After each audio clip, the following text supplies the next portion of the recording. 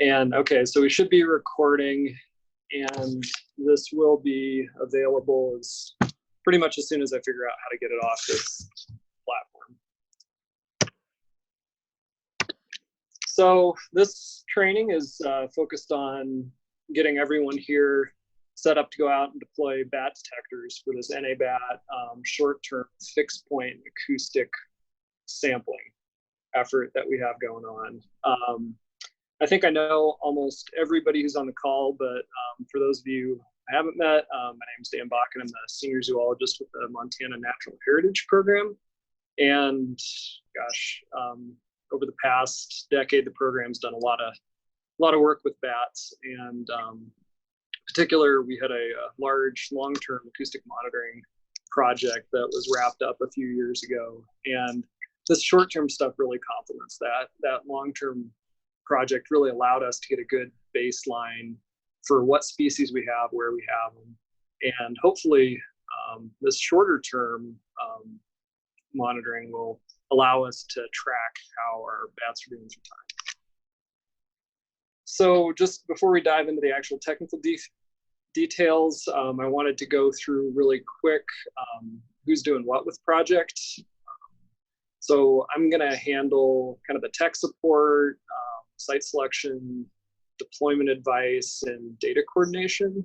So on the screens, my email, also my cell phone number. I'm going to be headed out into the field starting June 1st. So if you have a question for me, it's probably better to call first. You know, I might not get to check my email for a few days at a time. And also, if you have questions about where you're deploying stuff or how to set up the units, I'd encourage everybody to ask that sooner than later.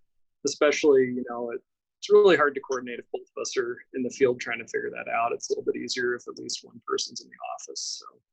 So yeah, beyond that, there are a number of regional coordinators that are handling getting the equipment between folks and helping schedule deployments. So I have them listed here along with their email addresses. And Lori Hanoska-Brown, who's been instrumental in getting this off the ground and really setting the project up, has made this relatively complicated spreadsheet to show who's getting what when. At the top here, you have June, Alexis, our other NHP person on the project, and myself would be deploying our detectors.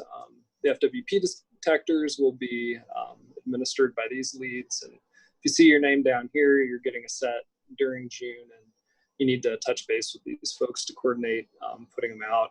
Same thing with July here. This is actually representation of a Excel spreadsheet that Lori sent out. I have that on our FTP site.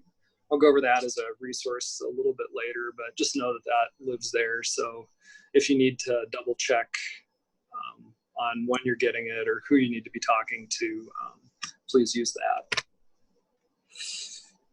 So just a little bit of background. I know a lot of you have probably either been to a bat training or are more familiar with this, but just wanted to get everybody on the same page and talk a little bit about bats and echolocation here before we dive into the actual project this summer. Across Montana, we have 15 species of bats. We have fairly good diversity, but we are pretty far north, and diversity decreases the further toward the North Pole you get. For instance, Alaska, doesn't really have that many, and kind of in northern Alaska, there's really just little browns. But yeah, like I said, we have 15 species. Most of these are distributed across the southern portion of the state. We have a handful that exist only in western Montana, or so we believe. We have one species, the northern myotis, which really only exists along our eastern border. But for most places in the state, you should expect to have between maybe 11 and 13 species of bats present. And bats primarily navigate and explore their environment through sound, or echolocation. That's emitting a high frequency pulse, having that go toward an object and then bounce back, and then they can determine based on how that sound changes the location and other information about whatever it bounced off of. They use this to avoid flying into objects and to hunt insects. So across all bats, this is primarily, the sounds produced in the throat, but can be emitted either through the mouth or the nose. A lot of bats in other areas, we don't have any in the state, will have these leaves on their nose, and that's actually for projecting sound through their nostrils. It acts like a dish to focus that energy. But these echolocation calls are between 8 kilohertz, which is kind of on the upper end of human hearing, all the way up to 140 kilohertz, which is very, very high frequency. And we can record these calls, and for the most part, different bat species will produce at least some calls that are unique to that species. We have a handful that are fairly difficult to identify with acoustics, though. And really, it's important to think about not only that bats, make these noises, that we can record them and get to species, but, it's a little bit more nuanced than that. We have a number of different types of calls that animals produce, and really only one of those is suitable for acoustic analysis to determine species. So when an animal's flying through its environment, it's making what we call search phase calls. You can see up in the upper right here, this is a zero cross representation of bat calls. So you have time on your X here and frequency on your Y. So this is fairly typical for myotis calls, where you have an animal starting up at a relatively high frequency and then dropping down through time and ending at a relatively low frequency. And when animals are flying across like an open field, trying to find prey and avoid running into stuff, but just really exploring their environment, they use search phase calls. They're regular, and they're what we want to use to identify species with. Once an animal identifies a prey item, an insect, moth fluttering around, or say a tree, some sort of clutter they want to avoid running into, speeding up frequency of those calls, also start changing the call shape. The calls tend to get higher and spread out, so cover a greater range of frequencies, which helps the animal get more information about that object. Unfortunately, when they start doing this, a lot of different species start looking like each other. And the more rapidly they do this, the closer they become to that object. They get into something, particularly with foraging, called a feeding buzz, where they're just making a lot of noise really quick. That's not suitable for acoustic analysis. So when we're placing detectors, we'll talk more about detector placement in a bit, but when you're placing them, you want to place your detector somewhere where most of the calls you're recording are these search phase calls. If you were to put a detector, say in dense woods, if you did have a bat fly through there, it would be using approach phase calls to navigate, just so it doesn't run into a branch or a tree. And that would be relatively difficult to analyze. So that's kind of, bats and echolocation in 2 slides, a pretty broad overview. If you do want to learn more about that, I did include a couple PowerPoints on the FTP site that go into a little bit more depth on both of those. So I'd encourage folks to look at those if you're interested. But kind of pivoting now to the actual project. This project is based on the NABat sampling frame, which is a 10 by 10 kilometer grid overlaid across North America. Each of these grid cells is assigned a GRITS number, which is basically a way of doing something similar to random sampling. So you can identify high priority cells and low priority cells. I'm sure everybody on the call is familiar with this map, because this is just a screenshot of that ArcGIS project that you reserved your cells with. But what we're going to try to do is sample cells across the state, and within those cells try and record all bat species present. during a 4-night sampling period. Again, there are a handful of species that are relatively difficult to identify using acoustic methods, but we'll try to record them anyways and then sort that out later. And this data can be used to infer trend for populations of bats within the state, which is important. You know, we have threats to a number of species from white nose syndrome, which has been found fairly close to Montana at this point. Also, some of our tree roosting species are threatened by wind energy development, and it appears that as wind turbines increase in the landscape, this could be having a pretty significant effect on a few of our species. So just generally, we have our 10 by 10 kilometer cell. We're going to place 4 detectors within that cell. And really what we're trying to do is we're trying to place detectors in such a way that we'll record all the species, but also that we get enough separation to maintain some level of independence between the different units at the sites. For instance, we could have a single wetland in a really dry area. You'd expect pretty much every bat living in the immediate area to go there to drink.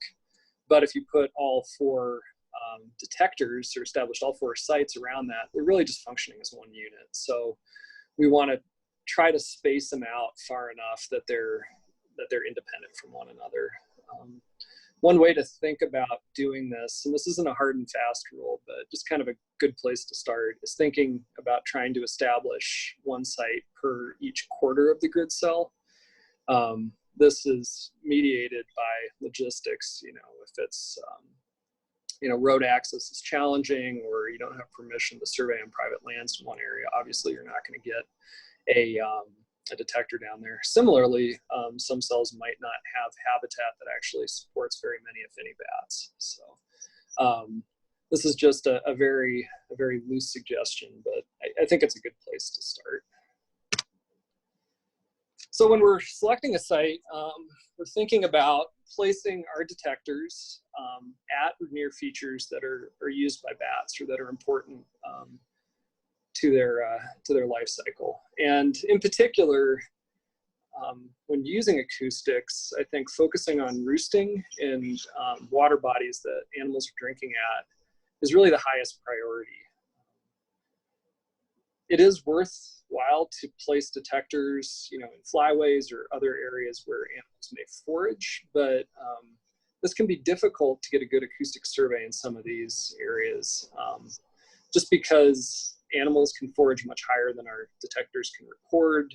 There's less activity, less concentrated activity, so it can be challenging to be as effective in those areas. But fortunately, it's not oftentimes when you're establishing a site somewhere, it's not that you're choosing one of these areas to the exclusion of all else. You might see or find a wetland that has good opportunity for animals to come in and drink, but that also might be producing aquatic insects, which other species or the same species are then foraging on. And you could have riparian forests surrounding it, which provides good roosting habitat. So, I think the best sites to look for are sites that include some or all of these features. And another thing, when you're setting up the detectors, it's really important to consider this kind of sphere of detection. The area around the microphone that could record a species if it were to fly by.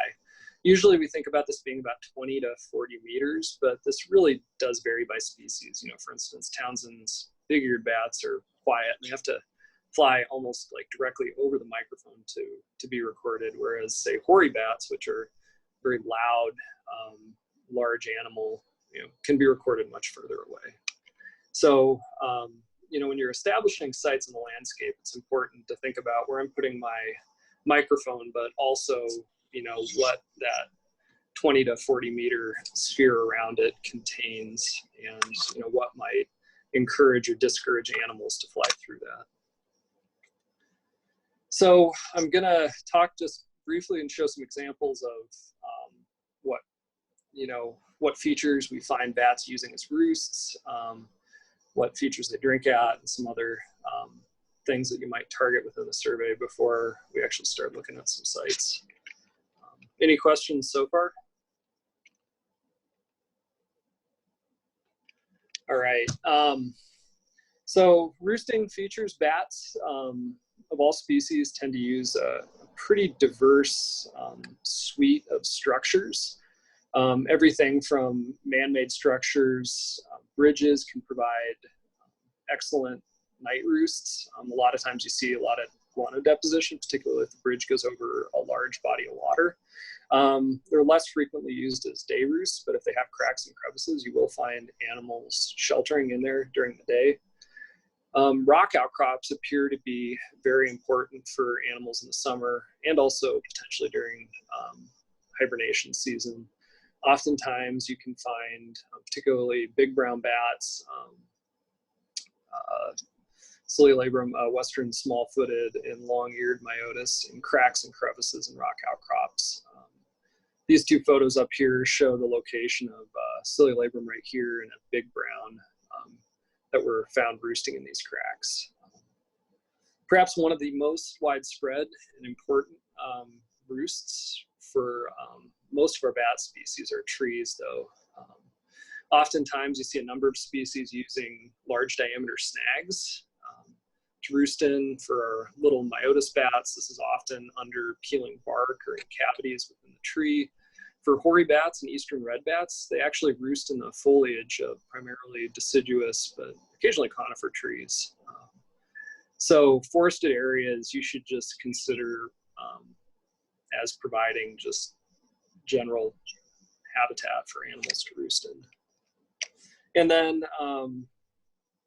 animals do use caves and mines. Townsends use them more so in the summer. We do see some activity, though, associated with these features year-round. So, you know, if you have mine adits, potentially cave entrances within your cell, it's worth considering establishing sites that are putting a detector out near those two. But I think the most important feature used by bats across the state for at least acoustic monitoring are water sources, and that's because all bat species have to drink every day. So you can imagine that we have species that forage relatively high, specializing moths or beetles, others that forage in relatively high clutter environments, in brush, dense forest, some that forage over water. But while those might disperse across the landscape to hunt prey, they all might come into the exact same water body to get a drink during the night. So these features are the most useful for determining the community of animals in the area. So particularly in dry environments, if you're in a area that has good roost habitat but maybe only has a handful of stock tanks or one stock reservoir, one river running through it, those become even more important and can actually concentrate bats from a large, miles around. So it's important to note too, all size water bodies are important for drinking. I've had relatively good nights setting mist nets over puddles, in the middle of a road, like a wheel rut that's maybe 6-8 inches across and maybe a few feet long. If it's a dry enough area, animals will use those. Or similarly, if that water source is right next to, say, a snag that's being used as a roost, that can be relatively important. Another thing to consider, rough water is very rarely used by bats to drink. They have to be pretty desperate. They drink on the wing, similar to swallows. So if there's a lot of chop on the surface, that can be pretty bad. They can actually fall into the water and have to swim out to the other side. So, if they have a choice, they prefer to use areas of slack water. And this is particularly useful to look for these areas within smaller creeks. Oftentimes, in high gradient creeks, these will be relatively rare. And if you can find a pool, that's a good spot to put a detector or a mist net. When you're looking at these sites that might potentially serve as a place where bats drink, flyways are also really important. For smaller bat species, you know, various myotis bats, they can almost drop dead vertically, drink, and then take off.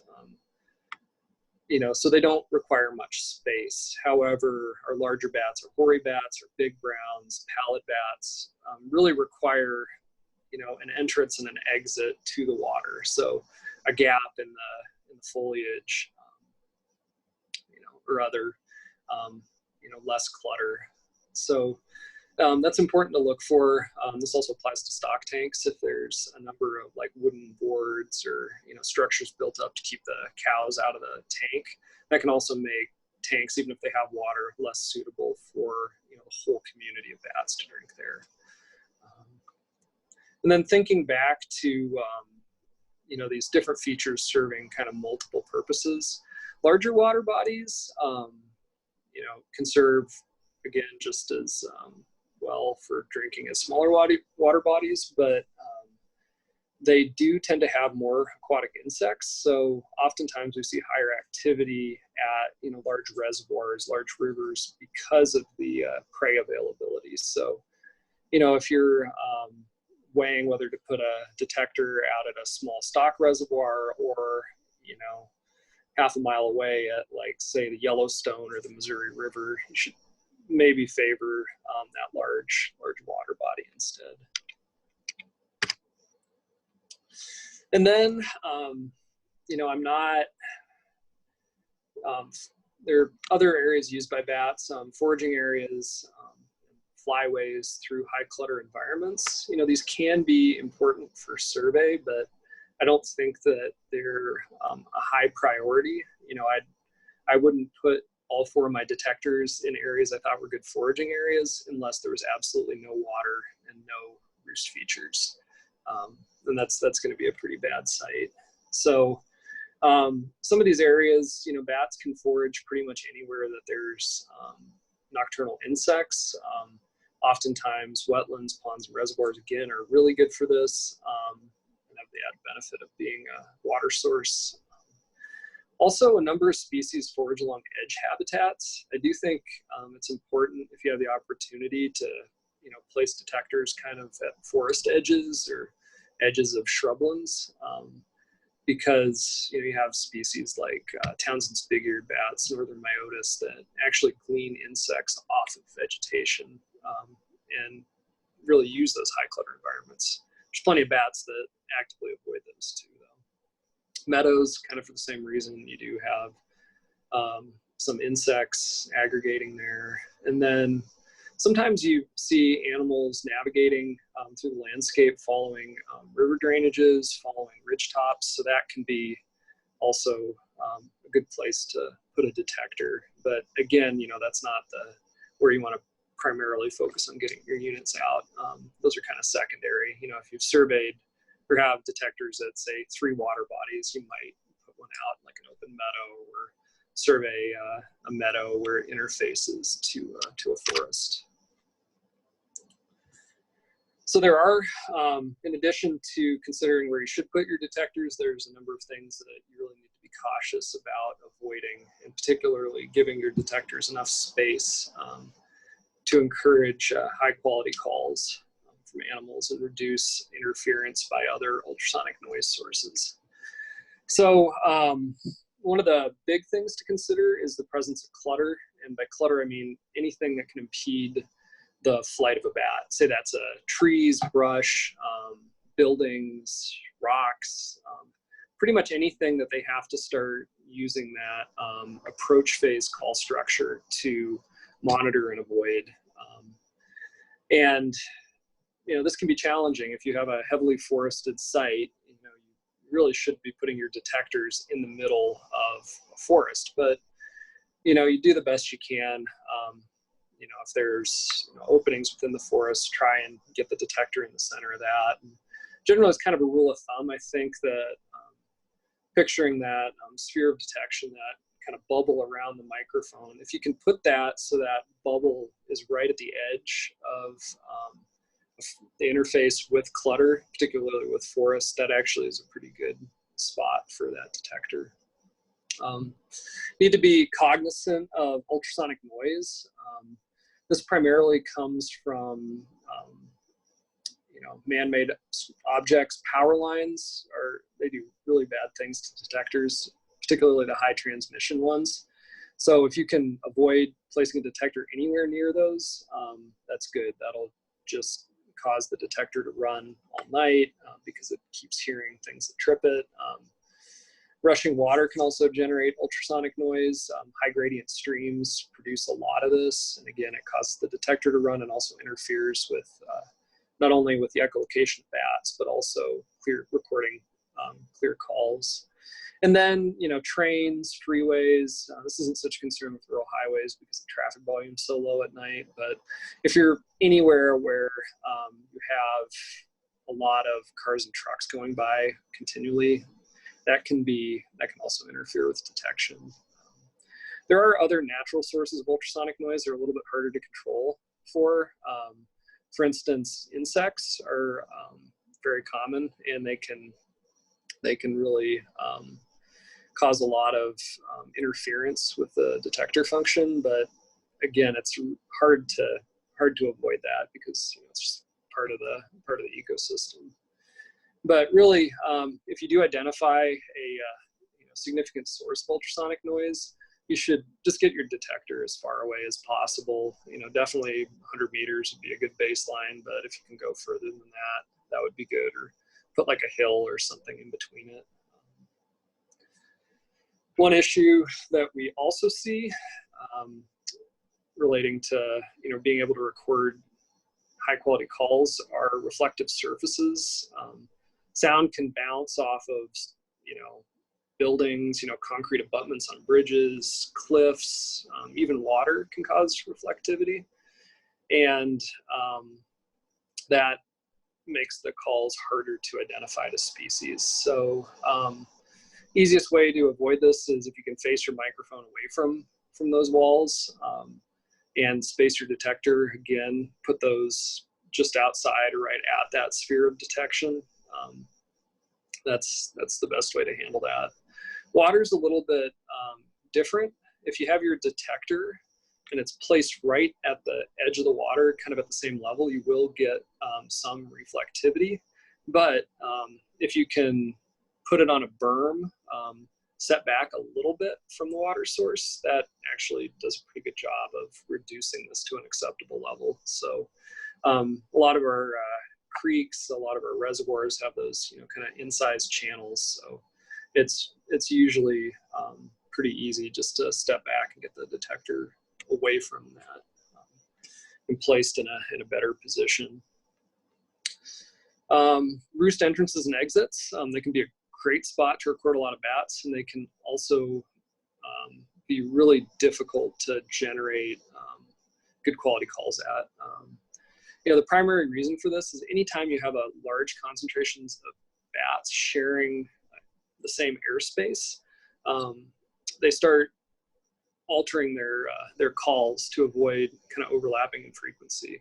If they're putting out a very similar call, they might be getting reflection from the call their neighbor emitted rather than their own, and that's confusing. So you'll see them start increasing or decreasing the frequency of their calls to avoid this, and that also makes their calls start to look like other species or become atypical for that particular species. Additionally, bats are very social animals. They do produce what we call social calls. So those can also make, they're not usually identifiable to species, and we want to avoid recording those if possible. So if you do have like a barn with a maternity colony in it, or cave or mine at it, you think is being used, you just want to place your detector far enough away that it gives those animals a chance to kind of disperse a little bit, so they're not as concentrated. And it's usually these animals aren't all coming out of the roost at the same time. It happens over like half an hour, 40 minutes, but still it's something to be aware of. So anybody have any questions on any of that I just covered? If not, we can start walking through some of the examples.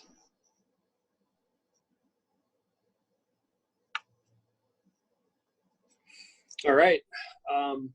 So I figured the easiest way to kind of get people up to speed, particularly in this format, was just to show a number of pictures of some sites that we've had out as long-term acoustic sites, other ones that I've deployed, and kind of run through what I like about them and why that detector was placed there, and in a few cases what maybe wasn't so good.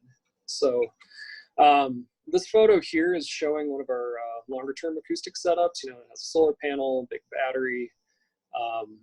This is some of the older SM2 Plus units that some of you will use this summer. But this is set up to run for years with maintenance every 6 months.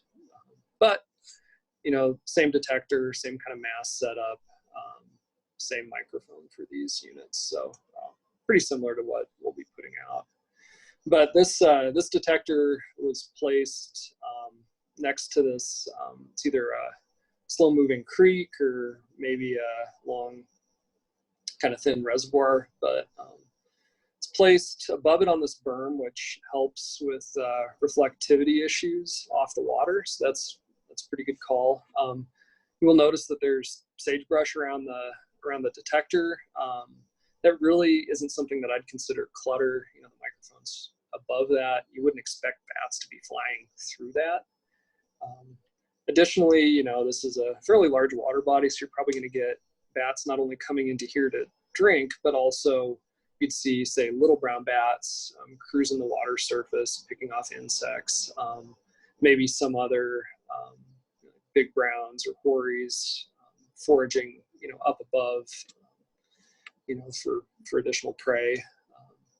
And then if we look at the surrounding landscape, this is eastern Montana, so it's pretty flat. There's not a whole lot of structure, but we do see these cottonwood snags in the local area. Those are very good roost features. So, kind of thinking about the site in aggregate, we have roost features in cottonwoods that support many of our species. We also have, it looks like, some buildings that might support maternity colonies or other animals that use those.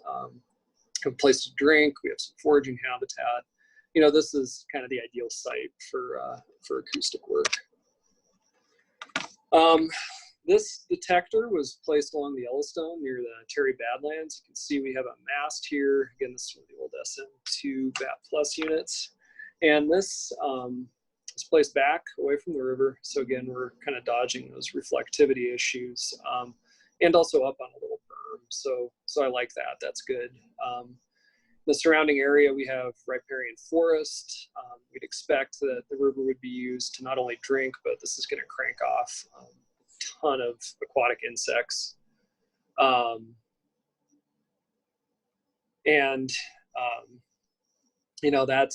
That's pretty good. If you do stand next to this river in particular, there's a lot of bats cruising up and down it all night. Additionally, we have this wall kind of behind it. This detector might be a little bit close to that. We might get some reflection off of there, but the microphone's oriented away, so that should minimize that. But thinking about potential roost structures, we don't know a whole lot about bat use of these kind of dirt breaks, river kind of badlandy stuff, but we do know that animals will use erosion cavities within that. And I can think of like one time where I saw animals piling out of swallow holes next to a reservoir. So I'd consider that a potential roost feature as well. So again, we have water, we have roost features, we have prey. This is going to be a good site to survey. Wait for that. Okay. So this is a site that is actually a little bit further west than those last two. It's in the Pintler Mountains. So we have a kind of wet meadow that's dominated by shrubs. We have a beaver pond over here with willows. And we have lodgepole pine or maybe some Doug fir, kind of really dense forest around here. So we definitely have somewhere where bats can drink. You'd expect, again, that they'd be able to forage over the water. This site's a little trickier because there is a lot more clutter. But thinking about that, that's maybe not such a bad thing. Again, we do have some species of bats that do forage along, either within clutter or this interface. So it's probably something we actually want to survey. So this detector is placed, maybe 20 meters away from, the actual forest edge here. It's placed back off the water to avoid reflection issues, but still close enough that you'd expect animals flying into the water would also fly through that sphere of detection. One thing I don't like about the site is that there's a pine tree right next to the microphone. I put the detector kind of tucked behind that to avoid people seeing it from a busy road that's kind of behind the photograph. So that was, I don't know if it helped, that detector actually got knocked over in the, I think somebody took a look at what it was. So it's kind of a balance sometimes. I think you have to consider whether maybe putting the detector in a little bit less than ideal location is better, to make sure it's still there and still running when you get back. But overall, I'm pretty happy with this site, clutter aside. This is a very different site. This is in the Pryor Mountains, almost on the Wyoming border. But this detector is placed not next to a water body, but in proximity to a number of rock outcrops that we actually found bats were using through rock outcrop surveys. Down this drainage, there's actually a spring in another mile or two. So we know that there's roost habitat up here. You'd expect bats to be heading for that spring because it is one of the few, if not the only, source of water in the immediate area. So this is kind of placed to either catch bats going from roost down to where they're going to get a drink before they go out and forage, or to catch bats like pallid bats that forage, in this environment, looking for scorpions or other arthropods on the ground.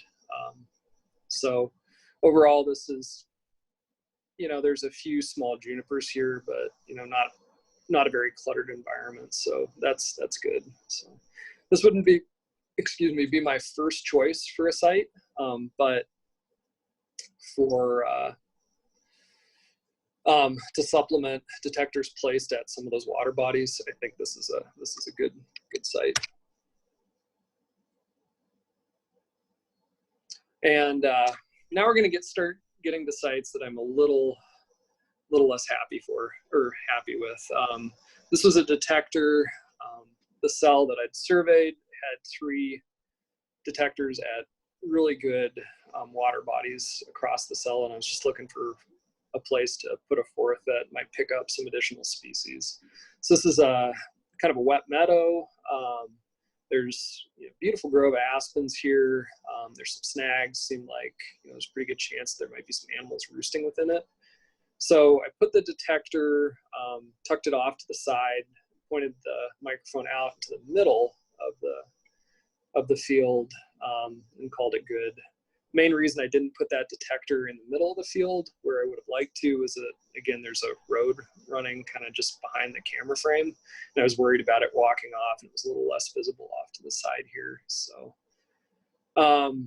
yeah, I think that the quality of calls maybe could have been improved if it was placed 15 meters to the left, but at the same time I wanted to make sure that that unit was functioning and there when I got back. All right, wait for the slide to change here. Okay, so this is a detector placed in front of a mine adit in the Pryors. It's a little bit deceiving. This is actually further away than it looks. I think this adit was about 8 feet tall. But this still was maybe placed a little close. But, again, you're trying to get it far enough out so when bats leave the mine, they're able to kind of diffuse a little bit before that recorder gets them.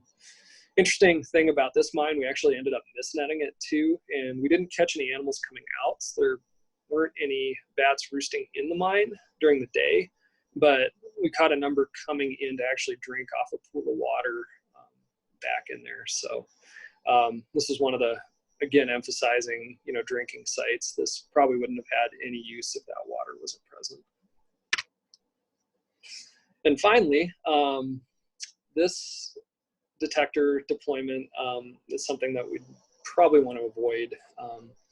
This has a microphone set about a meter and a half off the ground on a fence post. You can see there's a lot of clutter, this brush kind of around there, tall grass. You wouldn't really be expecting bats to be flying this low. They might be flying overhead. It does look like this is a riparian area. You do have some cottonwoods that might provide roost habitat.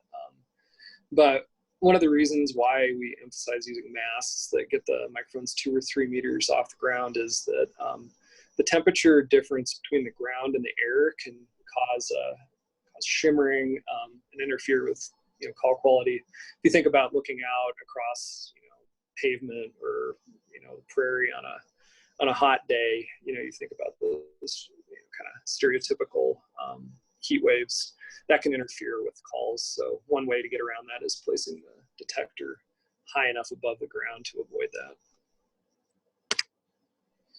And finally, this is a detector I set up out behind my house in an alley. Even if there were bats here, which there aren't, this is just put up for demonstration purposes, I'd want to avoid this site because there's a number of power lines here that's going to do pretty bad things to the detector, and it won't run correctly and won't record correctly. So something like this, if you are working in a suburban or urban environment, just be careful about what you're setting your unit close to. All right, does anybody have any questions on that? Where you should be putting your detectors, where you shouldn't be?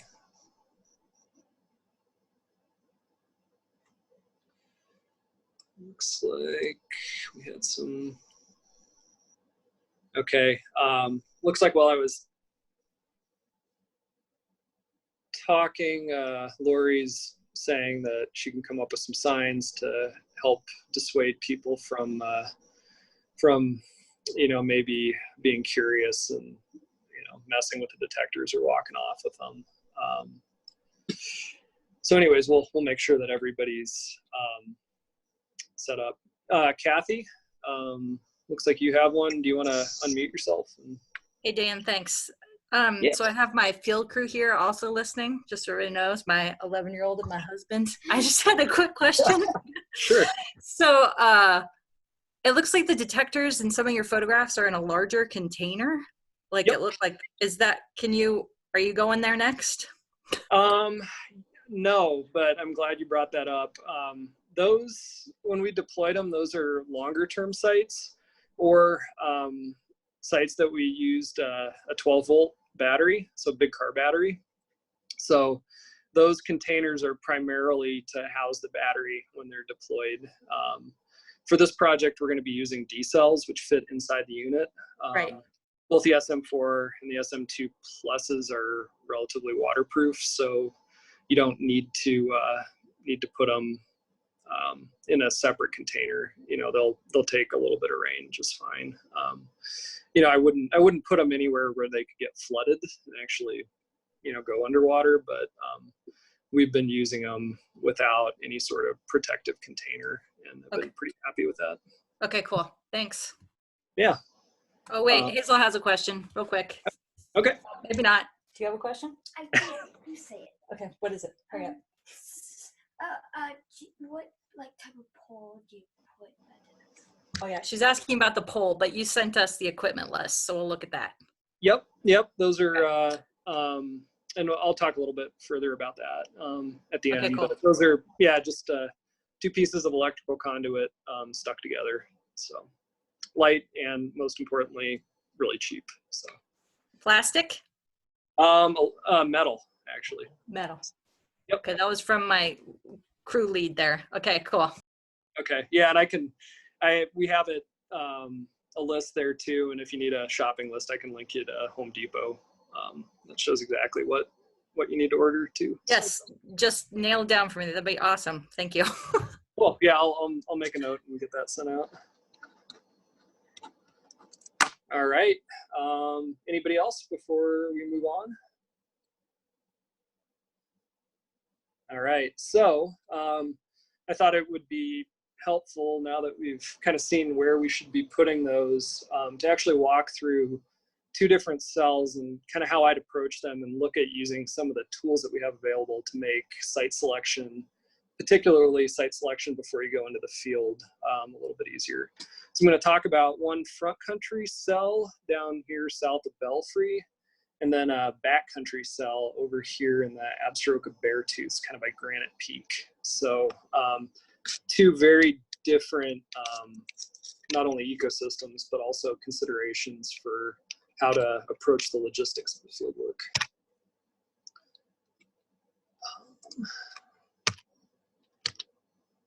Okay, and you have to bear with me here. I'm going to start this,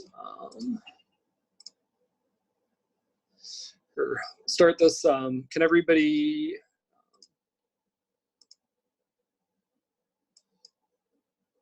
let's see.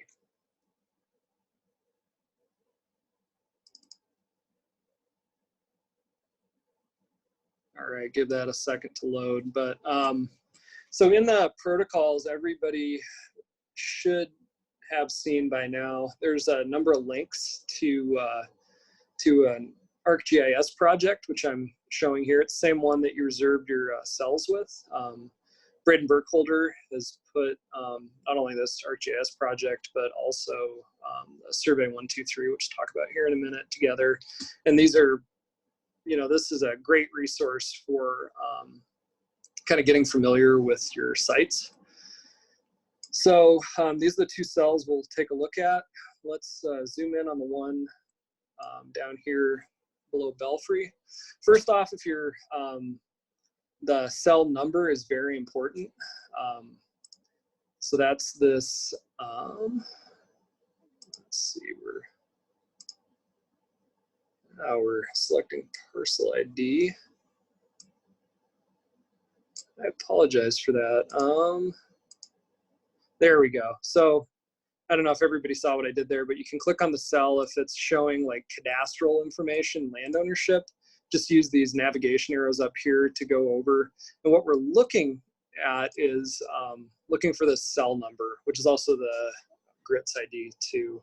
You can see here Paul's volunteered to do this cell.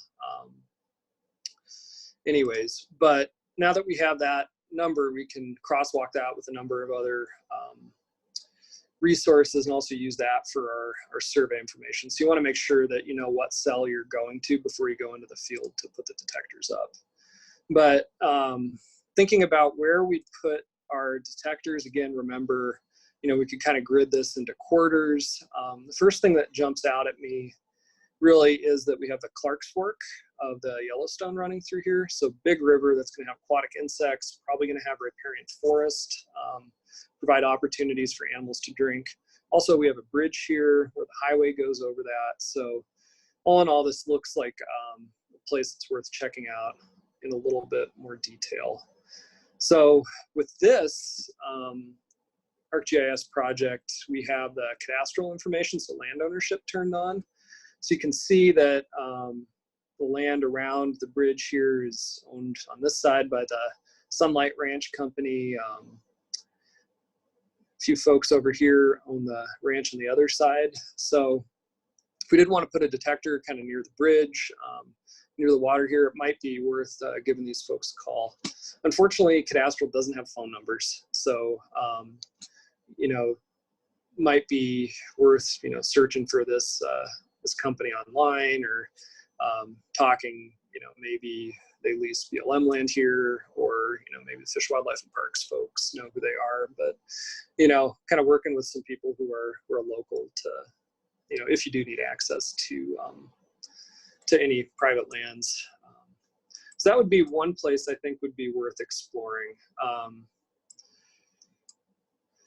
You know, and that would kind of take up our one detector deployment for that corner.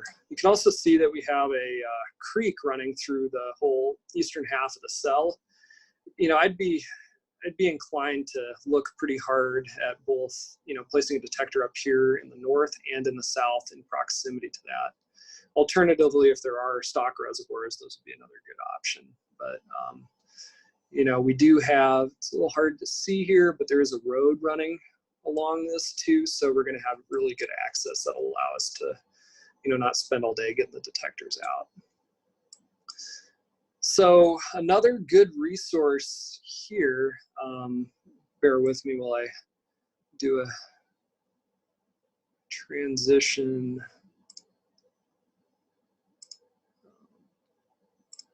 Just a second.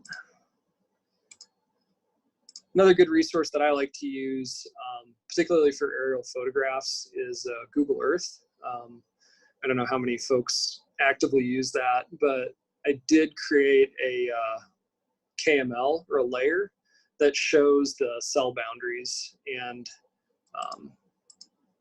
will also show the cell ID here.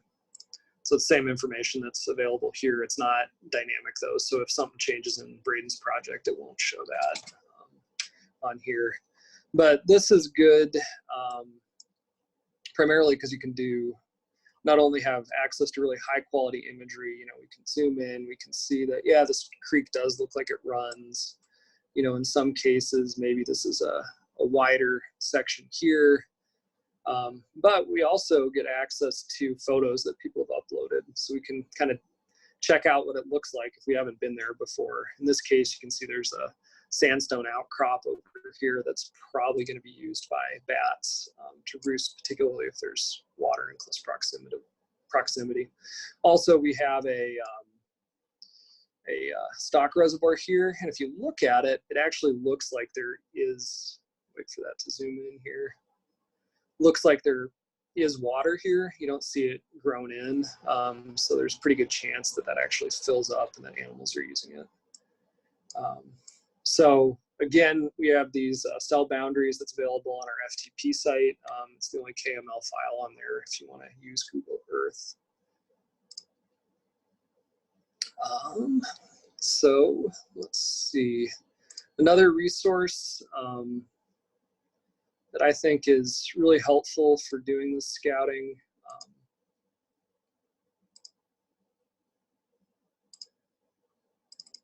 And this is a little bit of shameless self-promotion for NHP, but we do have this map viewer tool that's available on our homepage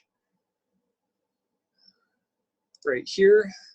And you can use this to display land cover, you know, which is a classification of the ecosystems in an area, locations of wetlands, land management. And then we also have, we can do point observations. So if you're thinking about, you know, have bats been surveyed before in my area and where have they been known to be detected, that might be good to check out. So in this case, we could just go group everything taxonomically, go down here till we find the bats, and select all of our bat species. It's running a little bit slow here.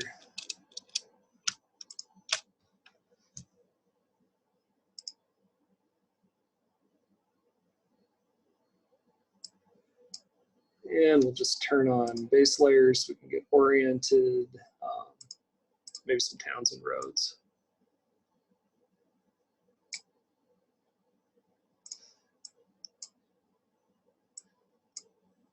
So unfortunately, we don't have the cell boundaries within there, so you're going to have to toggle back and forth. But in this case, we're right down in here. And surprisingly, we don't have any bat data from that area. Well, we do have one observation from just outside of the cell, which I believe was a pallid bat observed in 2007. So another good resource. We do have some training videos available on our website that also run through this stuff. So now if we go back to our ArcGIS, we can look over at this backcountry site. You know, that front country site, the way I just approach it is pick out a couple reservoirs, some rock outcrops, and go out there, check them out, throw your detectors out. There's road access to almost all of that, so it should be pretty quick. However, this cell, you can see, overlaps East Rosebud Lake here. State High Point, Granite Peak's not that far. Overlaps a significant portion of the Beartooth Plateau. So there's going to be a lot of high elevation, a lot of big mountains. This is a little bit trickier. So there is a road that can go in here, and several trails, which are these dotted lines that actually lead to, and Shannon's assured us that she's going to rock that, which yeah, I think so. It looks like an awesome spot to be. But I think it's also probably one of the more difficult ones to survey. So the way I'd approach it is, we do have a large lake here, East Rosebud, that will be good for drinking, will be good for foraging. It's up pretty high, so you're going to see less insect activity than you would at something at a lower elevation. Looks like this trail here, which is maybe 4 or 5 miles up to Rainbow Lake here. I'd say it'd probably be worth putting a detector out here too. So these would be my top 2 sites. Having hiked this drainage here, this stream is very high gradient for most of its path. Goes through some large cliffs, a couple 1,000-foot high stuff into the plateau. So there's ample roosting habitat, particularly for some large cliff roosters like spotted bats. But because there's so much ultrasonic noise, not good spots to drink, really forage over. I can't imagine animals utilizing that too much. So, if we have our 2 detectors, one at Rainbow, said to put one out at East Rosebud Lake, be tempted to hike up the Phantom Lake Creek Trail over here, put one out kind of there's a creek here, maybe look for beaver dams or something like that. Open meadows, and then that kind of leaves like this whole southeast corner of the cell. You do have one trail up here. There's a lake, so that would be a pretty long day if you went out back there, out back up there, and out up to here, and maybe spent the night or came back and did that. One thing I think that would be really difficult to do, though, would be to get 4 detectors out in all 4 quadrants. Since there aren't any trails going up to any of the lakes down here, if I had a couple days to set the cell up, I'd be, maybe inclined to bushwhack up in here. But if I was on a tight schedule, I'd probably just disperse my detectors around the northern, a couple of them up north here, and then maybe one in the southwest corner. So, it's kind of tough. This is where kind of the ideal placements and ideal spread of the detectors really runs into logistics. So, get them out and get them spaced as well as you can. But I think it's entirely reasonable to think that in a site like this, you would be able to do that. All right. So those are my 2 examples. Does anybody have any questions about that? Sorry, go ahead. Dan, this is Braden. I just wanted to point out in that ArcGIS map that you can change the base maps if you want to look at aerial imagery or other base maps. Those are available too if you are trying to cross-reference. Again, obviously there's some advantages in Google Earth of being able to see photos and whatnot, but there is the capability there.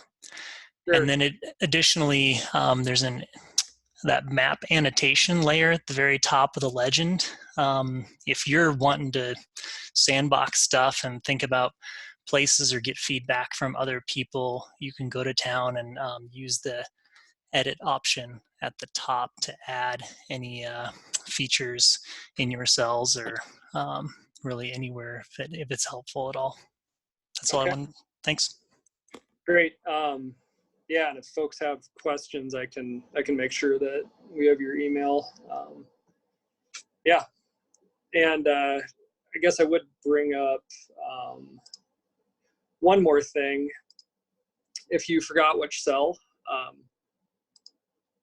you decided to take on, or which cells you did, you can also filter. If you go over here to content, use that filter button there, and then just select, you know, surveyor name, type that in there. That should allow you to identify which ones are yours. All right, and let me catch up with the chat here. So it looks like Chris is asking, any issues with cows knocking over microphone poles? Yes, there are. Elk are really bad too. They like to chew on cords. It's difficult. The best way to kind of save your gear is to take out a big panel of hog wire and put that around the detector. That's a lot of weight to carry. So if you're setting up more, you know, somewhere that's, you know, more than 100 yards from the truck, it's really not worth it. I think that, like Alexis is suggesting there, placing your detector in such a way that animals are less likely to encounter, it's probably the best way to do that. You know, I've did one cell one time where there was a dry stock tank, and I, you know, had those exclusion bars around it. And I just put the mast in the middle of that and lashed it to the side of the bar there. There were a bunch of cows around, but none of them touched it. So Brandy asked, what if you have a lot of cropland and developed land? Completely avoid, or should one detector be placed in that habitat? It's kind of a difficult call. You know, crop pests certainly provide great food for bats, so they might be able to forage over that. If there was a reservoir or something, you know, where they might be coming in to drink, or might make that more more attractive to animals, I'd certainly put a detector up there as well. But if it was just, you know, a section of wheat without anything else, and there were better sites around it, I might put something close to the edge of the wheat if there was, you know, again, somewhere where they're drinking or roosting. But I don't think I'd put a detector in the middle of a wheat field just to put a detector in the middle of the wheat field. Kind of same goes with prairie. It's you know, there's not a whole lot going on. They could certainly be foraging over it, but they might be high enough above the microphone. I'd really, if possible, stick to roost and roost features and water features. And then again, if you have like a fourth detector that, you know, you're kind of just doing a Hail Mary, that might be more appropriate to put out there.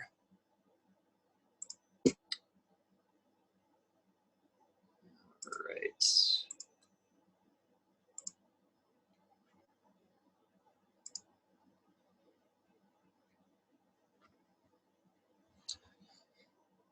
Okay, so in terms of gear, I'm gonna primarily focus on SM4 detectors for this, just because we don't have anything out there about setting those up in the settings. However, we do have guidance for SM2 BAT Plus units and SM3 units, which some of you will be receiving. We have that up on our website. I've linked to that in our protocols, and then I'm also planning on doing a quick video running through setting one of those up. That should be done by early next week for folks to watch. So there'll be more information coming, and particularly in regards to settings, but figured this is a good start and a good place to kind of get folks thinking about it. So for each cell, you're going to need 4 detectors, 4 microphones, 4 cables to connect the microphones, or in the case of the SMMU2s used with the SM4s, those cables are attached to the microphone. Also need 4 SD cards. The Wildlife Acoustics, who makes the detectors, recommends that you use SanDisk SDHC or SDXC. The primary reason for that is that those cards are actually more efficient. And just a second, looks like we had a question.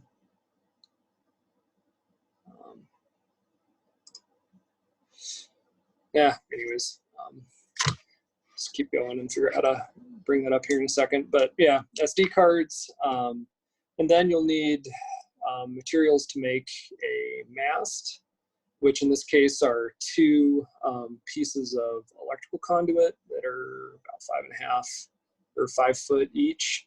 Something to connect them. You can buy connectors that actually are made for the conduit. I usually just make them out of a piece of slightly larger conduit. This is 1/2 inch, so that's 3/4 inch, cut off a 6-inch chunk, and then just use a nail or something to crimp in a couple spots in the middle so it can't slide over the conduit, and that connects them pretty well. Piece of rebar which supports the mast, and then a hammer to pound that in. I've had a handful of areas where you couldn't get rebar set very well, and then in that case you can use guy lines, guy it off to brush, or if you can get some sort of stake in the ground. But for the most part, I've found that just putting a piece of 12 or 18-inch rebar in works really well. And then, so that's to set up the actual detector recorder unit. You'll also need a tablet or cell phone that can run Survey 123.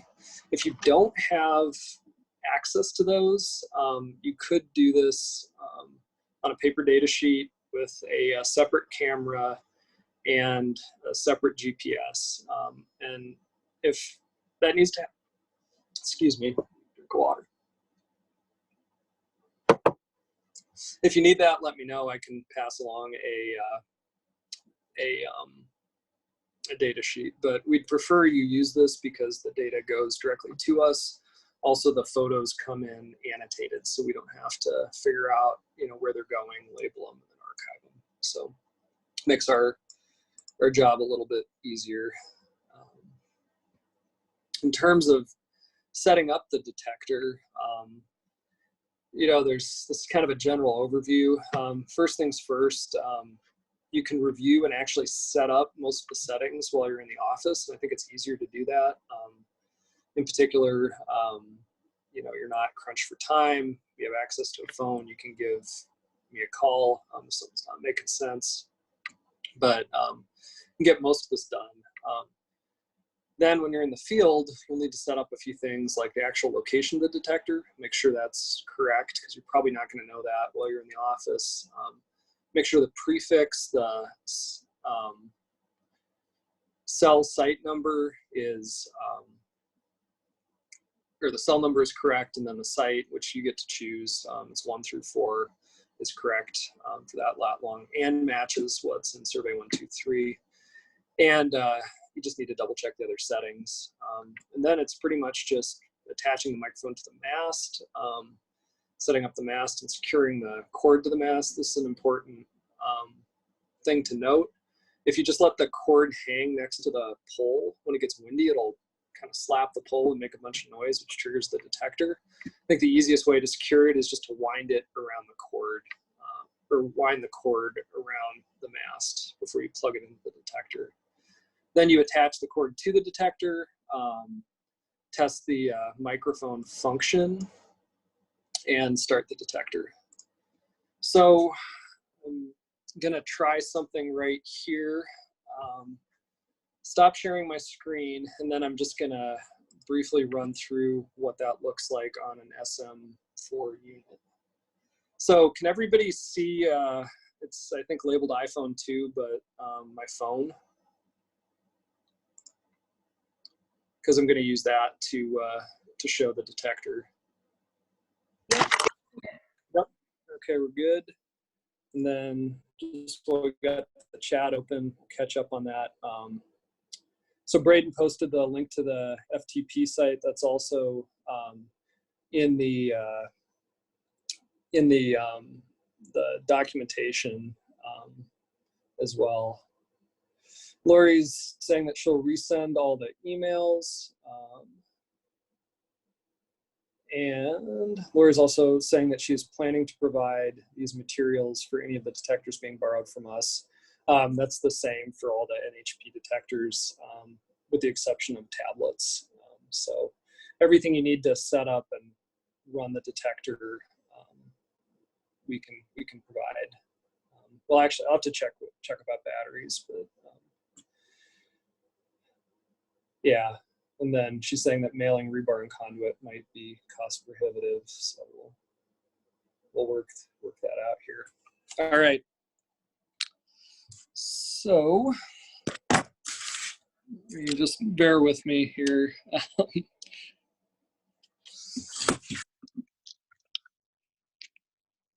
All right, so this is a SM4 detector. I am going to provide a video that goes into this in more detail, but I just wanted to make sure that everybody kind of gets what I'm talking about. So on the side here, you have a switch.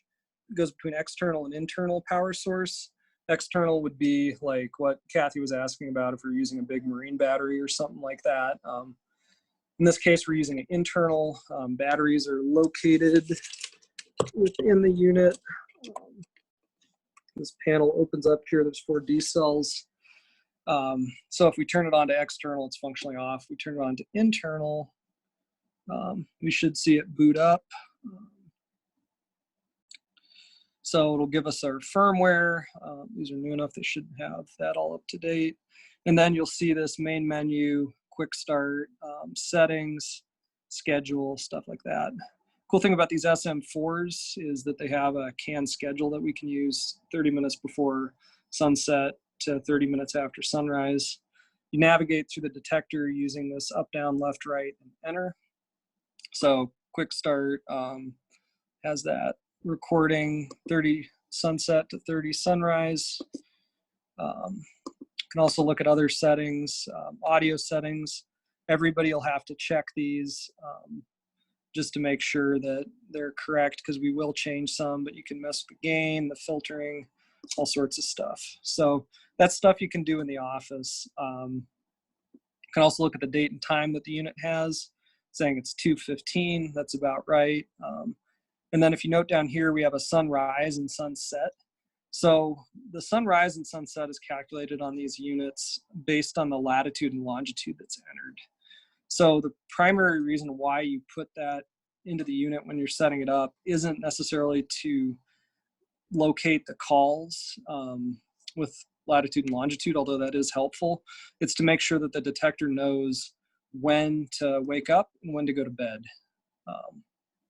And kind of the one thing that's a little bit confusing here, if you get into this and you see that the time's wrong, particularly the hour, not the minutes, or that the sunrise and sunset doesn't make sense. You know, the sun's rising at like noon and it's setting at like 3 in the morning.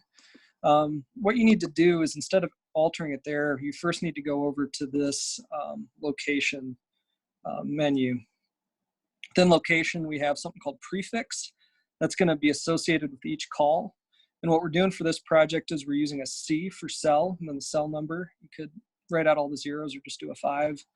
And then S for site 4. You get to choose 1 through 4. Just make sure you don't have 2 site 1s, a site 2 and a site 3. This number here should be unique. Down below that, we can set this latitude and longitude. So it's in northing and westing, so you don't need to do a negative for the westing.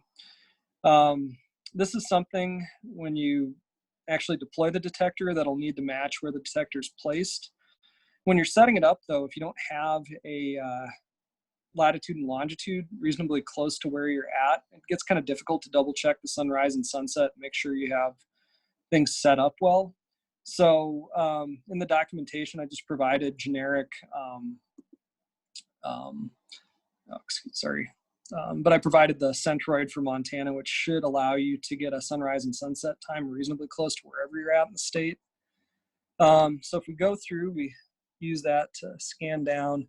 The one thing that I think is easy to miss with these units that I want to make sure everybody's aware of is that you can set the time zone. So we should be set to -6 hours off of UTC. So if this is set correctly, we can go back, look at our date time. Our date time should be correct, and our sunrise and sunset should be correct. If it's incorrect, we're going to start getting weird sunrise sunset times. So again, you know, there's a lot of different things to look at and check here. And I think that not that many folks will get a whole lot out of me doing it like that right now. I have a video recorded that I need to post that does go into that. And the settings are in that protocol that we have. So let's assume that we have this all set up. We have a SD card loaded in the side slot. We get back to our main menu. Then what we're going to do, if we're in the office, we'll just go ahead and turn that off. If you hit start schedule, that's what we'll use in the field. You can see we don't have a microphone connected, so we'll get a warning here.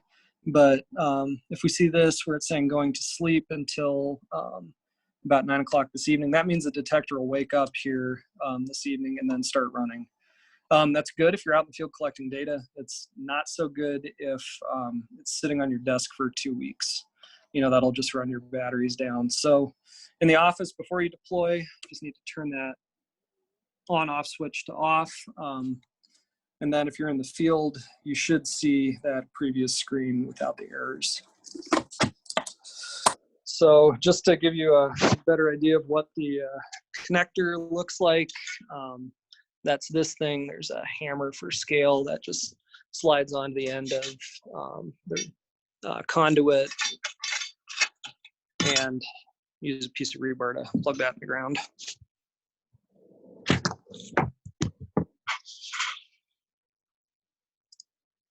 All right, does anybody have any questions on that before I start wrapping things up here?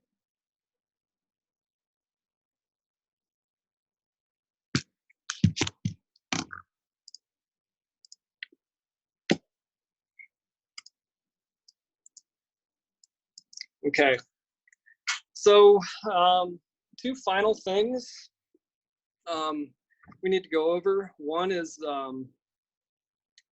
we're going to use survey 123, which hopefully everybody's becoming more familiar with for our data entry. Oh, and actually, let me catch up in the group chat. Matt's asking if there's a cheat sheet available. So we do have cheat sheets, which are the older ones he's talking about, for the SM2s and SM3.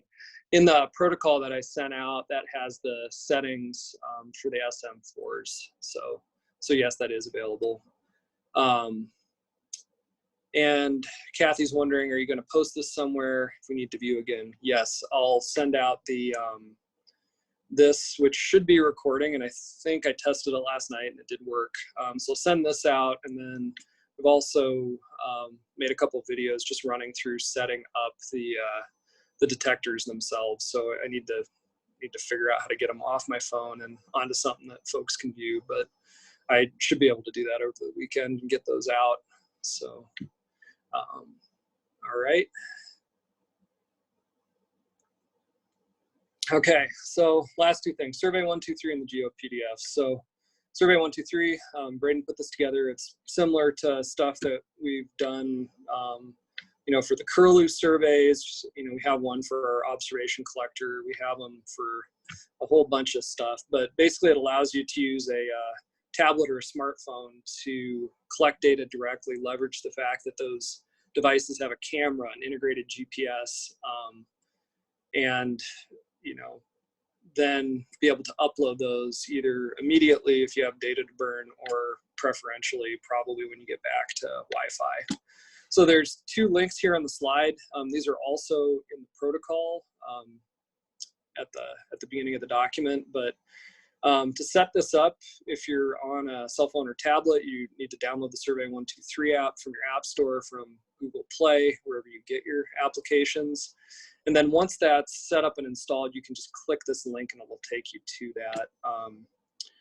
There's also a desktop version. So if you were in a position where you didn't have access to a smartphone or a tablet, and you wanted to collect the data, you know, using a data sheet, kind of old school, you could enter it in online via this desktop app. So because I'm not sure I'm tech savvy enough to show my phone using that on this, I'm gonna just run through the desktop thing really quick. So bear with me while I switch over to that.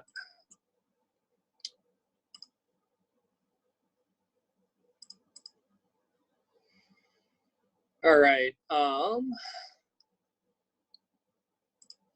So if you did click on the desktop link, it would come up with something like this. If you're using the mobile or the desktop, it might prompt you for a AGOL username or login. If you don't have one, you can hit cancel. You don't need one to use it, but I would recommend using it if you do have one. If you do have that set up, it will start populating that within your surveys, which makes it easier for us to kind of keep track of who you are. But you know, this first part of the survey, you know, asking who the surveyor is. Just enter last name first. If you had anybody else helping you out, you'd enter them last first, just like that. The start date will auto-populate with whenever you're filling out the sheet. You know, if I had done the survey last week and I was just getting around to entering it, I could do something like that. Oh, excuse me. Something like that. And also have a survey end date. This is optional. We need to know when you start your survey. We can actually figure out from the data you collect when you ended it. It'd be better if we know this, but yeah, it's up to you if you want to wait to fill this out and send it or just send it off to us. If you are using a GPS-enabled device, this will actually center on your location, this map here. And it's important to pay attention to your estimated precision. You know, when you fire up a GPS device, occasionally, you know, it'll start out, you know, being accurate to maybe 500 yards and then get down to hopefully, you know, 3, 5, 10, something like that. So you want to make sure that whatever location you're recording, just like with the GPS, is where you're actually at. So let's see. If you are doing this on a computer, you can find your own location. In that case, I'm approximately close to that, probably more like that, just because I'm not exactly sure where I'm at on this map. So once you figure out where you're at, get that recorded, you can then record cell number. Again, this is the same number that you'd find with that ArcGIS project. And if you want to try using this on your phone or online here, you can enter cell 0. That's going to be our fake cell. So because this isn't an actual cell that exists, certainly Montana, I don't think they have a cell 0 anywhere. We're going to get an error here, but it'll still work. So once we enter what cell we're at, then we can enter what station. Again, you get to decide what station number you're at or site number. You know, you just have to make sure that whatever number you choose here is the same one that's associated with that prefix on the detector, and that there's no duplicates. Like, you wouldn't want to have a cell that has 4 site 1s or station 1s. You want to make sure that there's a 1, 2, 3, and a 4. So let's say that this is the first one we're surveying. We'll get down to site type. We have a few kind of general descriptions. You know, is this a area of still water, you know, lake, pond, wetland? Is this running water? Ideally, again, you know, this is going to be area of relatively slack, smooth water, you know, a pool or, you know, a large river that, you know, you're away from the raft it's on. Also, you have flyways and forested shrublands, flyways in open country, you know, just areas that might be funneling bats. You know, the classic flyway would be a road punched through a densely timbered area. Animals are going to follow that open road rather than try and fly through the woods. Was this place near a rock outcrop, man-made structure, other potential roost features or other? You know, oftentimes you will have more than one of these. Like, you might have still water and rock outcrop. Just pick the kind of primary one. You know, if you put it next to the lake and you can see a rock outcrop across a field, go with the lake. So we'll just say that we put this next to, say, a pond. Brief site description. I don't know, we'd say like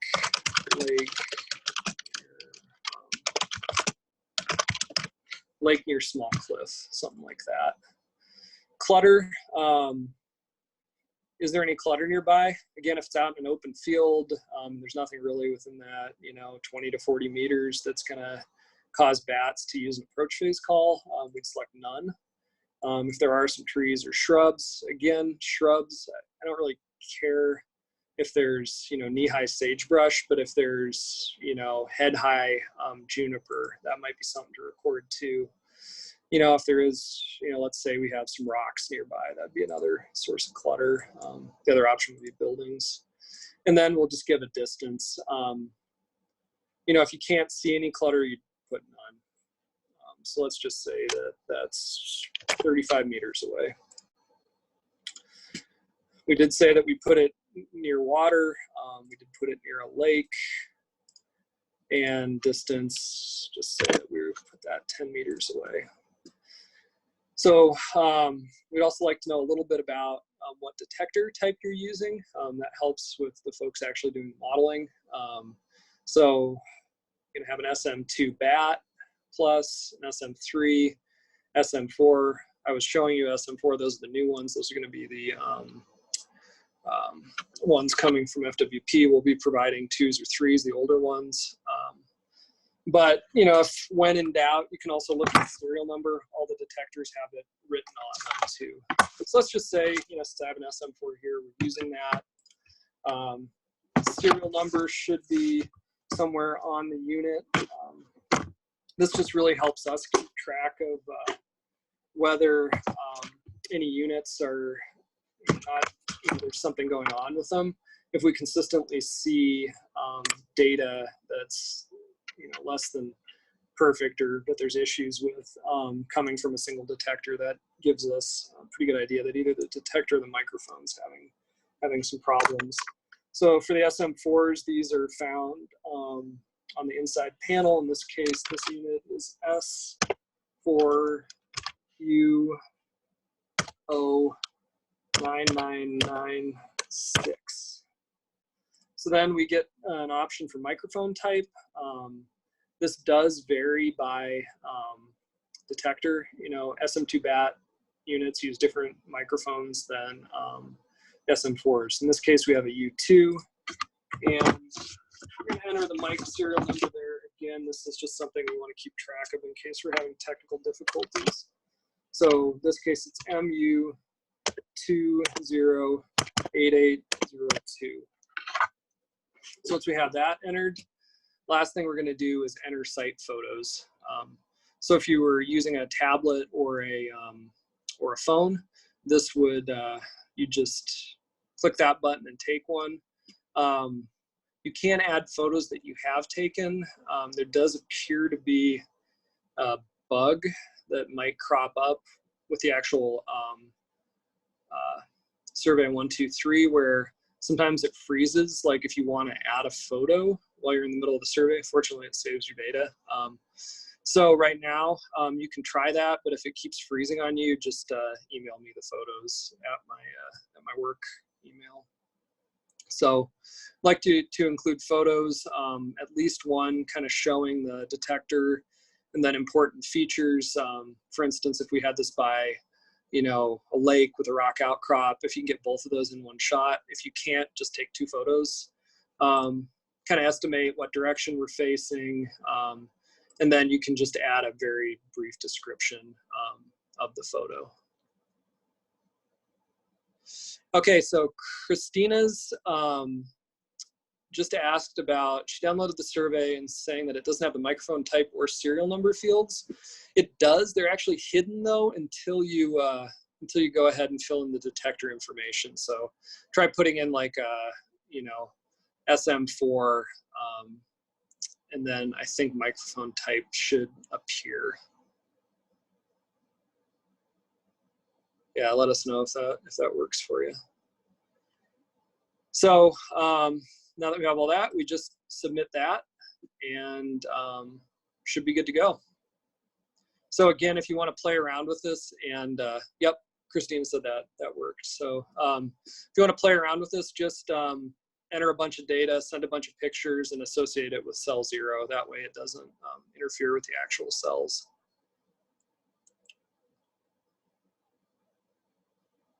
So Tammy's, I assume that you can only do one cell with each set of SD cards before we mail them into you. That is correct.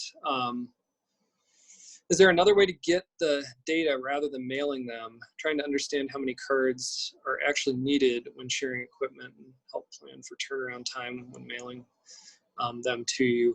Yeah, so, you know, mailing the SD cards into us is probably the easiest. We might be able to set something up to where you can download those data. I'd certainly try to avoid using the same cards at different sites. You know, if you didn't fill up a 32 gig card, you only recorded 5 gigs, not redeploying that detector with that, just because that could be, you know, if the detector's lost or damaged, that could cause, you know, greater loss of data than just that one site. Let me chat with some of our folks to see if that's feasible to download, and I'm not sure card-wise if Lori is providing cards, maybe she can chime in, or if that's up to the folks doing the surveys to provide their own. I know for NHP's detectors, we have like 70 cards that can stay with the detectors that we can hopefully cycle through, so that should be helpful. But sounds like something that we need to put our heads together and figure that out. So Lori's saying, for anybody borrowing FWP detectors, we will ship your SD cards to NHP after you complete your cell. Just providing the cards, and they have not yet arrived at her office. Cool. So sounds like we should be good to go with that. All right. So cards are coming with detectors.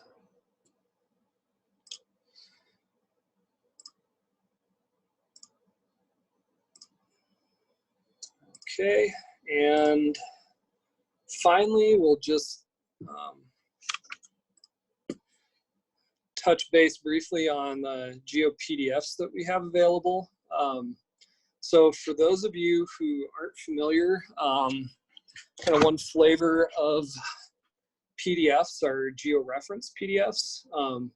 So that means that, you know, you have a PDF image of a map, but you can use an app. In this case, we're recommending using Avenza. But this app will actually display the map and put a dot where you're at based on the GPS location of your device. So this is really handy for navigating in the field because you can see where the cell boundary is. And you can see some of these important features depending on what map you're using.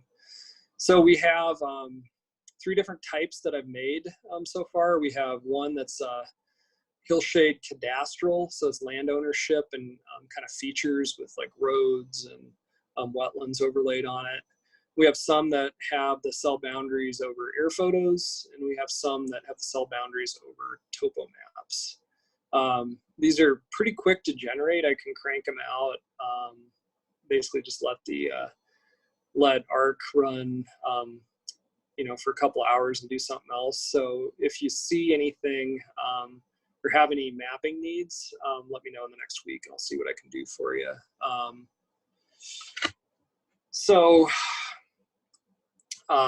These can be accessed to this FTP site.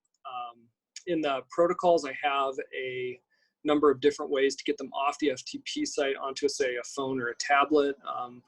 Kind of varies by Android and iPhone how easy that is, but kind of the long and the short, you can use like a you know, Google Drive or something like a cloud drive to download those and put them on there and then upload them to your phone. You can email them to yourself. You can even download an FTP you know, application that connects with this FTP site, download them directly to your phone and then bring them up in Avenza. So I have that written out there, and I don't think I'm going to get too far into that again because I can't really show my phone easily on here, but I guess for the folks that have looked at that, if they have any questions, now would be a good time to chime in.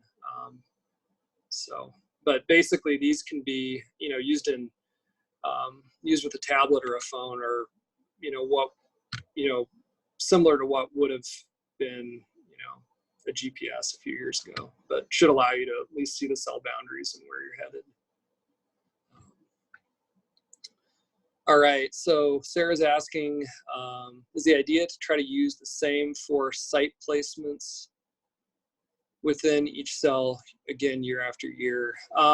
Yeah, I think that, future surveys of these cells, it would be, if the deployments were, worked out, it was a decent site, I think going back to that would be helpful. So this is kind of the initial year getting that, kind of scouted out, set up, and then hopefully, the next time we do this, it's relatively easy. So, or at least there's a lot less work on the front end.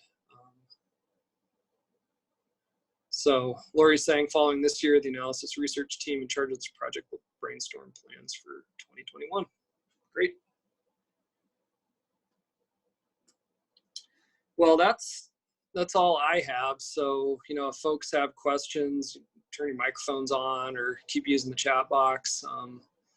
Otherwise, I'm available via phone, email. Again, that's through next week. I head out into the field and we'll be working, I think, Monday through Wednesday, that first week of June, and then switching to a Monday through Thursday schedule. Dan, can you hear me? This is Lori. Yeah. Yeah, I just got a question from Kathy Tribby, and she's saying, she uses her own detectors. Am I going to send her cards? For anyone who was on the equipment rotation schedule, so that was the Excel spreadsheet that Dan referenced earlier, if your name is on there to borrow detectors from us, which is basically everybody whose name shows up there, they are, thank you, they are, as far as I understand, borrowing a detector from us. If your name appears there and you do not plan to use our detectors, send me a note so I can take you off of there, and then I will either reassign those detectors or maybe they'll just be open. But for anyone's name on this list assigned to one of these sets of detectors, I do have SD cards for you. So Kathy, if you're going to use your own detectors and you have all 4 of them, send me a note to take your name off this list, but let me know you need SD cards. Folks that are not on this list, like the Kathy Irvine troop or team, you guys have your own detectors that you've purchased, and I understand you have your own SD cards, your own batteries, etc. So I'm not planning on providing any of those things for you guys.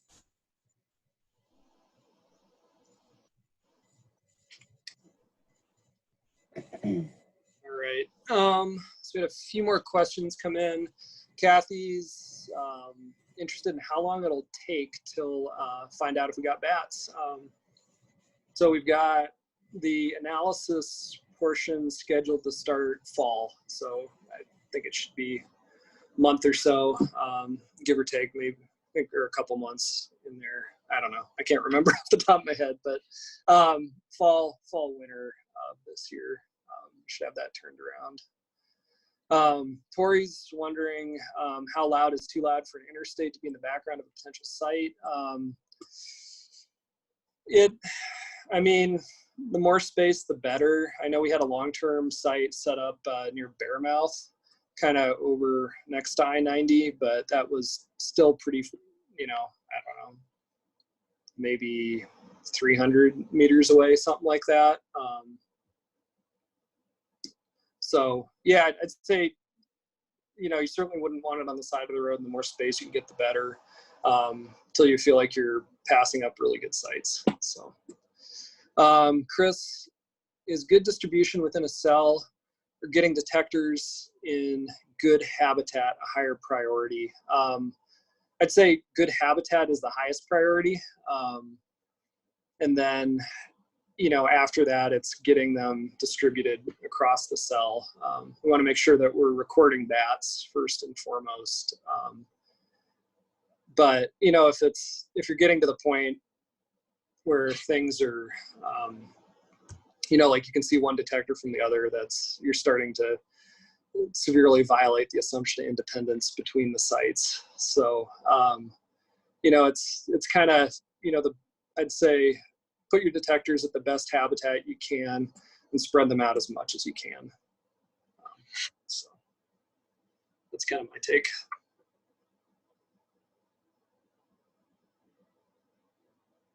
All right, does anybody else have any questions, comments?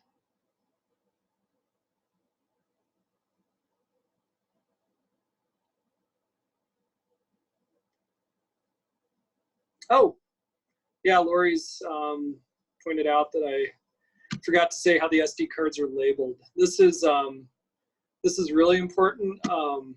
You know, the files will be labeled with whatever you put in on the detector, but you know, as errors do occur within the field, you know, the more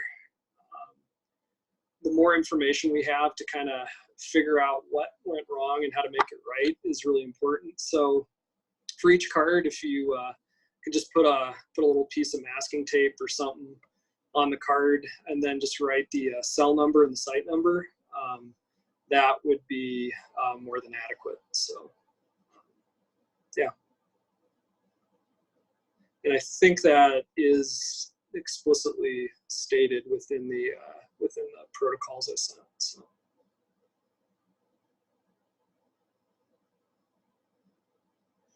Oh yeah, Chris, we should have everything.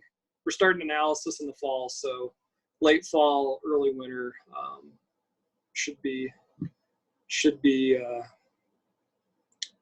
when that data gets back to everybody. And yeah, we'll put something together and let folks know. It's cool stuff.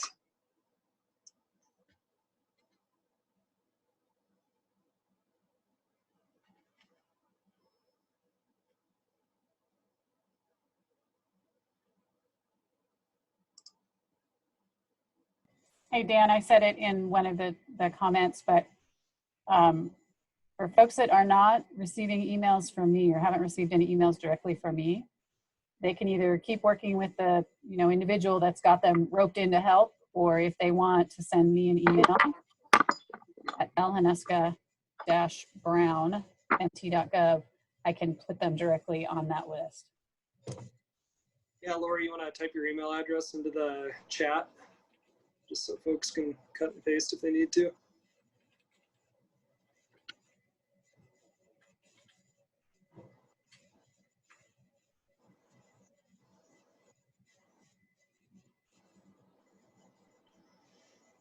All right, so if everybody's good to go, again, yeah, thanks everybody.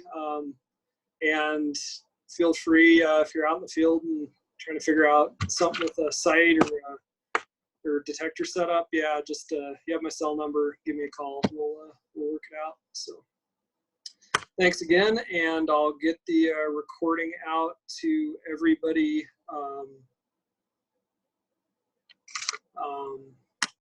Everybody that was attending and those who weren't. So, and yeah, I think we do have a list of everybody. I think that Lori has that. All right. Well, hope everybody has a good afternoon and a good weekend. So, thanks again. Take care. Thank you, Dan.